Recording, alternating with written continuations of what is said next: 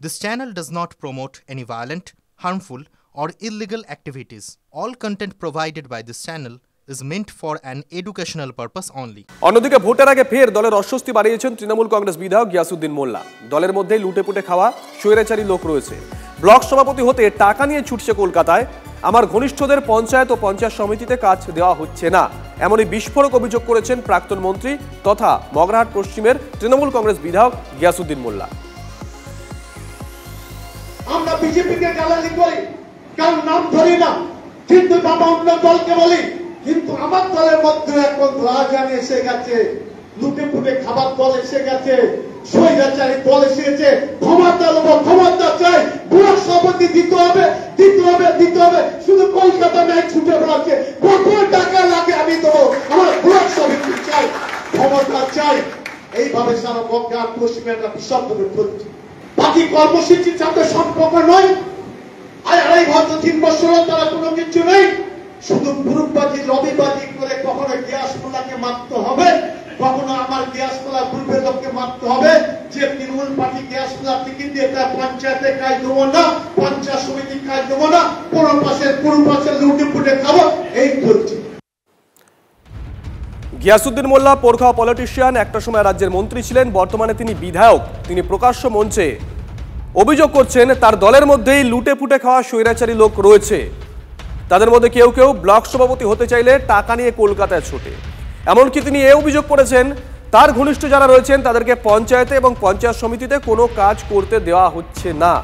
নির্বাচনের আগে একজন সিটিং এমএলএর এই ধরনের মন্তব্য সভামঞ্চ থেকে নিঃসন্দেহে শাসক দলের অস্বস্তি বাড়িয়েছে, এ নিয়ে কোনো দ্বিমত নেই। যদিও বিজেপির তরফ থেকে অভিযোগ করা হয়েছে যে এই অভিযোগ তো নতুন নয়, এর আগেও তৃণমূল কংগ্রেসের কেউ কেউ তারা মন্তব্য করেছিলেন যে দলের মধ্যে কাটমানি দেওয়ার লোকও রয়েছে। ঠিক কি বলেছেন গিয়াসউদ্দিন মোল্লা শোনাই। আমরা বিজেপিকে গালাগালি করি, কার নাম ধরি না, কিন্তু বাবা অন্য দলকে বলি, কিন্তু আমার দলের মধ্যে এখন রাজধানী এসে গেছে, লুটে পুটে খাবার দল এসে গেছে, স্বৈরাচারী দল এসেছে। ক্ষমতা চাই, বুড়া সভাপতি দিতে হবে, দিতে হবে, দিতে হবে। শুধু কলকাতা ম্যাচ ছুটে বেড়াচ্ছে, কত টাকা লাগে আমি দেবো, আমার বুড়া সভাপতি চাই, ক্ষমতা চাই। এইভাবে সারা মগরাহাট পশ্চিমে একটা বিশাল চলছে। বাকি কর্মসূচির সাথে সম্পর্ক নয়। আড়াই বছর 3 বছর তারা কোনো কিছু নেই, শুধু গ্রুপবাজি লবিবাজি করে কখনো গ্যাস মোল্লাকে মারতে হবে, কখনো আমার গ্যাস মোল্লা গ্রুপের লোককে মারতে হবে। যে তৃণমূল পার্টি গ্যাস মোল্লা টিকিট দিয়ে তার পঞ্চায়েতে কাজ দেবো না, পঞ্চায়েত সমিতি কাজ দেবো না, পুরো পাশে লুটে পুটে খাবো, এই চলছে।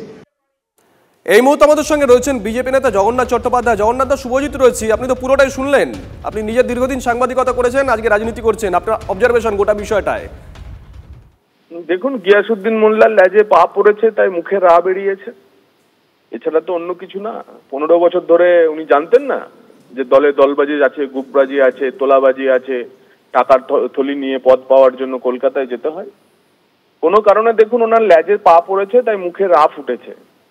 আসলে তৃণমূল কংগ্রেসটা এরকমই, দুষ্কৃতী, লুম্পেন, তোলাবাজ তারাই আজ তৃণমূলের নেতা, এবং তার সঙ্গে যুক্ত হয়েছে পুলিশ প্রশাসনের একাংশ। তাই দুষ্কৃতী, তৃণমূল নেতা এবং পুলিশ প্রশাসনের একাংশের এই ত্রিকোণ আক্রমণে বাঙালি সমাজ আজকে ত্রাহি ত্রাহি রব, এবং এই জিনিস আরো বাড়বে, মুষল পর্বে এমনই হয়, এবং তার নিশ্চিত ভবিষ্যৎ হচ্ছে 26-এর নির্বাচন, তৃণমূল কংগ্রেসের বিসর্জন। ধন্যবাদ। কথা বললাম বিজেপি নেতা জগন্নাথ চট্টোপাধ্যায়ের সঙ্গে। গিয়াসউদ্দিন মোল্লা একটা সময় রাজ্যের মন্ত্রী ছিলেন, বর্তমানে তিনি অবশ্য মন্ত্রী নন, তিনি সিটিং এমএলএ। তিনি প্রকাশ্যে বলছেন দলের মধ্যেই লুটে পুটে খাওয়া স্বৈরাচারী লোক রয়েছে। এমনকি ব্লক সভাপতি হতে তারা নাকি টাকা নিয়ে কলকাতায় ছোটে। মানে সোজা কথায় তিনি অভিযোগ করেছেন টাকা দিলে দলে পদ পাওয়া যায়। তিনি একথা বলছেন যে তার ঘনিষ্ঠদের পঞ্চায়েত এবং পঞ্চায়েত সমিতিতে কোনো কাজ করতে দেওয়া হচ্ছে না। এমনই ছত্রে ছত্রে একাধিক অভিযোগ করেছেন গিয়াসউদ্দিন মোল্লা। আর গিয়াসউদ্দিন মোল্লা যখন এই অভিযোগ করছেন তখন বিরোধীরা গোটা বিষয়টাকে নিয়ে ইতিমধ্যেই আসরে নেমে পড়েছে। তন্ময় ঘোষ তৃণমূল কংগ্রেস মুখপাত্র আমাদের সঙ্গে রয়েছেন। তন্ময় বাবু, নিশ্চয়ই আপনি শুনেছেন যে আপনাদের দলের এমএলএ তিনি একটি মঞ্চ থেকে কি বলছেন। তিনি বলছেন যে ব্লক সভাপতি হতে গেলেও কেউ নাকি টাকা নিয়ে কলকাতা ছোটে, কেউ বা কেউ এমনকি দলের মধ্যে এমনও লোক রয়েছে যারা লুটে পুটে খাচ্ছে, স্বৈরাচারী। একজন এমএলএ এই কথা বলছেন মঞ্চ থেকে, দলকে অস্বস্তিতে পড়ছে না? সেটা তার ব্যক্তিগত মতামত। কারণ গিয়াসউদ্দিন মোল্লা একসময় রাজ্যের মন্ত্রীও ছিলেন, তো তিনি দলের থেকে অনেক কিছু পেয়েছেন, নিশ্চয়ই তাকে সেগুলো টাকা পয়সা দিয়ে পেতে হয়নি। সময়ের নিয়মে নিয়মে দলের বিভিন্ন লোকজন তাদের পদ পরিবর্তন হয়, কোনো পদই চিরস্থায়ী নয়। এরকম কোনো ঘটনা যদি তার নজরে থেকে থাকে তাহলে সাংগঠনিকভাবে জেলা সভাপতিকে বা শীর্ষ নেতৃত্বকে জানানো উচিত ছিল। মিডিয়ার সামনে বা মঞ্চে উঠে এই বক্তব্যগুলো বললে সেটা দল নজর রাখছে, কারণ দলের ক্ষেত্রে সেগুলো বিড়ম্বনার কারণ হয়ে দাঁড়ায়। দলে এই ধরনের কোনো বিষয় আছে বলে জানা নেই। যা থাকবে সেটা তাকে ইন্টারনালি বলতে হবে দলের মধ্যে। দলের কমিটি আছে, সেখানে তিনি জানাতেই পারেন। আপনি তন্ময়বাবু, আপনি বলছেন যে গিয়াসউদ্দিন মোল্লা তিনি একটা সময় মন্ত্রী ছিলেন, এখন এমএলএ, দলের থেকে অনেক কিছু পেয়েছেন। একটু আগে বিজেপির সঙ্গে কথা হচ্ছিল, বিজেপি বলছে যে তিনি যখন টাকা দিতে পেরেছিলেন তখন মন্ত্রীও ছিলেন, টাকা দেননি, মন্ত্রী হননি, সেই ক্ষোভটাই উগড়ে দিলেন। না, এইরকম তো হয় না। আপনি বিজেপি যারা বলছে তার মানে বিজেপির যখন লালকৃষ্ণ আদবানি মন্ত্রী চড়াইছিলেন তার মানে তিনি কি টাকা দিতে পারেন?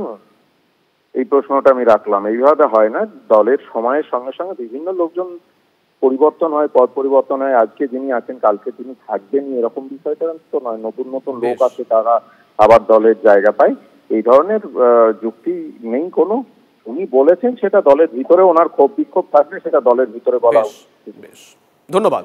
অন্যদিকে কোচবিহারের সেখানে প্রকাশ্যে শাসক কোন দল? দলের জেলা সভাপতিকে নিশানা সদ্য দায়িত্ব পাওয়া ব্লক সভাপতি। ঠিকাদারদের থেকে 10% টাকা নেওয়া লোকেদের দিয়ে দল চালানোর অভিযোগ তুললেন কোচবিহার 2 নম্বর ব্লকের সভাপতি সজল সরকার। সেই সঙ্গে তার আরও অভিযোগ, জেলা নেতৃত্ব তাকে ব্লকের দায়িত্ব থেকে সরানোর চেষ্টা করছিল। লেখালেখি করার উদ্দেশ্যই হলো এগুলো লিখে কলকাতা পাঠাও, ব্লক সভাপতির দাদা, ব্লক সভাপতির ভাই, যেন ওকে ব্লক সভাপতি আর হতে দেওয়া যাবে না। কারণ এই ব্লক সভাপতি হলে তো ওই 10% আর তোলা যাবে না। মাননীয় মুখ্যমন্ত্রী পায়ের ঘাম মাথায় ফেলে রাজ্যটাকে কিভাবে সাজাবে সেই চিন্তা করে, আর 2 টাকার নেতা ব্লকে বসে চিন্তা করে 10% টাকা যাবে। টাকাটা কেউ পাবে?